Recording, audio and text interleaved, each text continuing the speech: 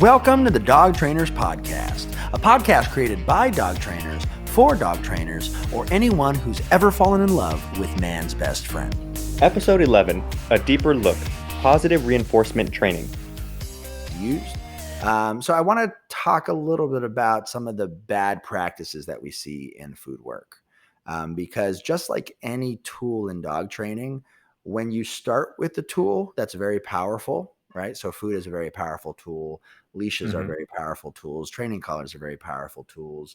The whole idea is that these tools are to sustain the dog's focus in the learning process. Then our end goal should always be figuring out a way to phase those tools, the necessity for those tools out once the behavior's actually been conditioned strong enough and properly enough, right? So one of the big issues and complaints I hear, maybe you can relate to this, is my dog won't listen unless I have a treat in my hand. Oh, yeah. Yeah. All the time. That's a huge one. That's a huge one. And so, as dog trainers, we learn something called a reinforcement schedule, and we learn phasing out of food, and we phasing out of lures, phasing out of tools, and this idea of phasing things out or abbreviating concepts.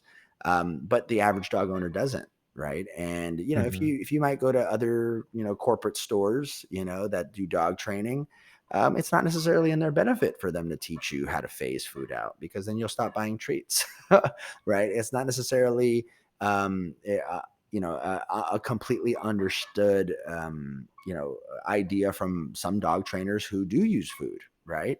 Because in essence, that food is so powerful. How do we gradually work our way to give up that power?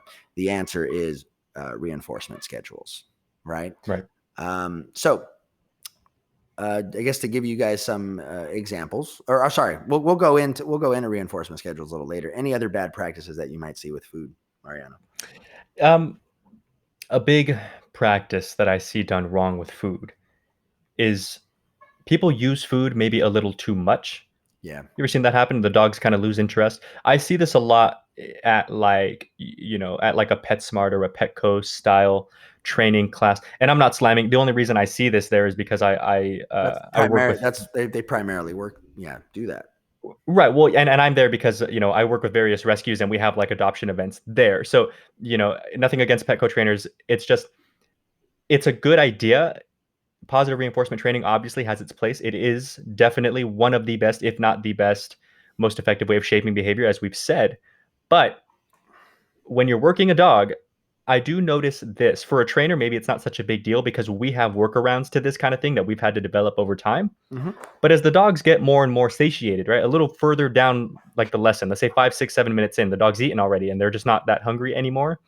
The motivation levels drop a little bit, or at least the motivation levels for the food drop a little bit. And so I'll see a dog in a group class setting sitting for like a while, and then 20 minutes later he's just pulling, trying to play with the dog next to him, and the mom is like here with a waving a treat in his face, and he could care less. And so she's just trying to like feed him to the point to where, and I'm like, that has a shelf life. You can't just feed him forever. He's going to care less and less about it because it's losing context of being a reward, and now it's just something that's just here all the time. Yeah. It's almost like it stops being a reward. It almost starts becoming a bribe. Yeah, well, and it stops being a clear marker at that. Yeah. So me and you have talked about this, before we ever even started this podcast, and you put it to me perfectly. You told me my favorite definition of spoiling a dog was you reward them when they're good, you reward them when they're bad. And if a dog is pulling in some other direction or not giving you the proper attention or whatever it is that you're asking for at the time and you're rewarding, your rewards lose value as rewards. Yeah. Now they're just things that the dog gets. The line gets super blurred. Right. What the right behavior is. Yeah. Right. And I think that as far as food work goes, I'm sure you can agree, just as important as knowing how to best motivate the dog, like we've talked about before, finding the best treat or the best toy or whatever it is that really motivates the dog more so than things that are just kind of so-so. Timing, really making sure that the dog is crystal clear about what you want, then they can repeat what it is consistently and then really kind of hone it and make it a part of their muscle memory. Yes. Timing is so important. I was actually going to say that before you mentioned the word, but yeah, timing is definitely a thing we see very badly done with novice food trainers or people who are learning food work. And their trainers need to make sure that they understand timing really, really well, right?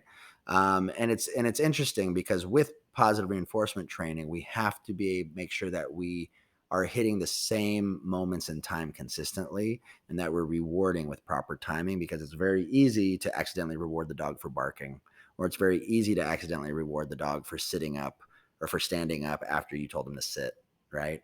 And so it's timing and also specification for what is getting rewarded. We tend to see a little bit of weak areas in there for sure.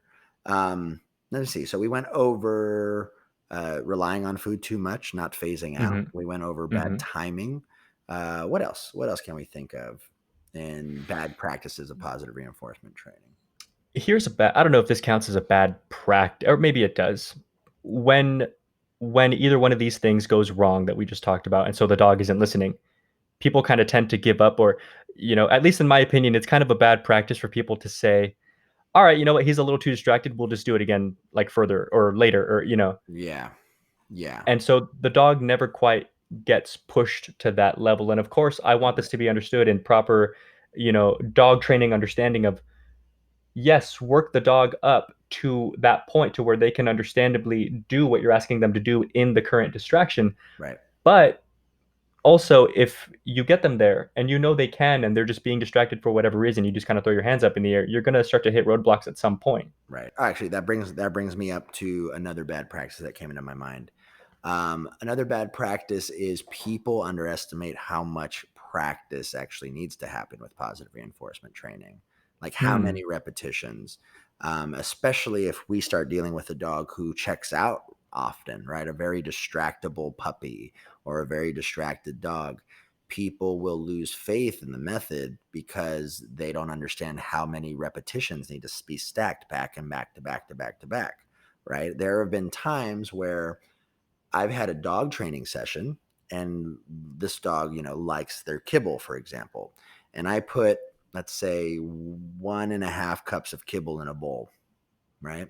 And every round or repetition is a single kibble reward, Yeah, one kibble. Yeah. one kibble.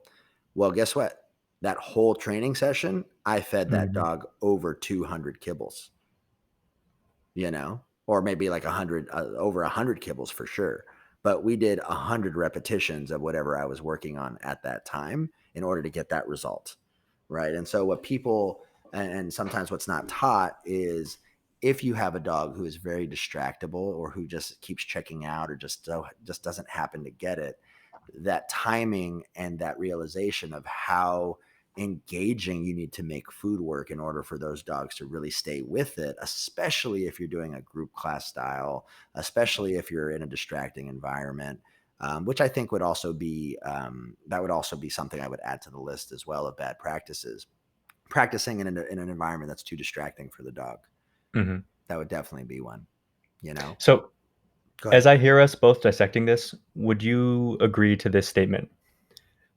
Positive reinforcement training is one of the best, most effective ways of shaping new behaviors in a dog, but is one of the most poorly executed on Yeah. average. Yeah, yeah, yeah, yeah. I would say that it's more most pure. It's yeah. What did you say? The most It's poorly executed. Yes, Yeah, and maybe a lot of that just has to do with the fact that it's the most popular currently. So if more people are doing it, more people are going to mess it up because it's just a numbers game at that point. true. But But also it's a timing thing. It is a oh timing. yeah, thing. A lot of timing is, and I think that across the board of all dog training methods or philosophies, timing is super important, right? Things will work if you have the if you pay attention and hit the nail on the head, right?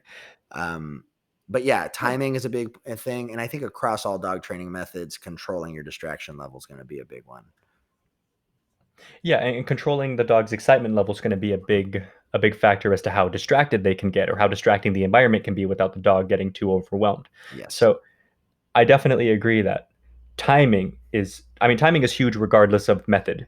Hmm. And it's just, I don't want to beat the dead horse, but since we're taking the time, I want to make sure whoever's listening, the reason why timing is absolutely paramount is because regardless of the dog training methodology that you're planning to use to train your dog or your client's dog, if the dog cannot completely build that correlation between your action and their reaction or vice versa, they're not going to know how to either do more or do less of this thing that they're getting corrected or rewarded for. Right. So they need to completely understand exactly what it is that you're doing in direct response to what they're doing. Right. So we talked about some bad practices. Let's list them real quick. Sometimes people rely on food too much. They don't phase that out. What else did we say? We said timing is an issue. We say people underestimate how much conditioning and practice actually needs to be put into positive reinforcement work in order for it to work. People also underestimate the distraction levels of the learning environment. Right. So if I have a very distractible dog and I'm trying to train him outside at the park, it's going to be really difficult. Right. Start training him in the kitchen or start training him somewhere where it's a little bit quieter, where you're going to have a higher success rate. Because the key with positive reinforcement, if you find yourself having to constantly lure or bribe the dog with food to just look at you for 1 second, then that tells us, that is a telltale sign that the environment is too distracting for that puppy at that stage. Right.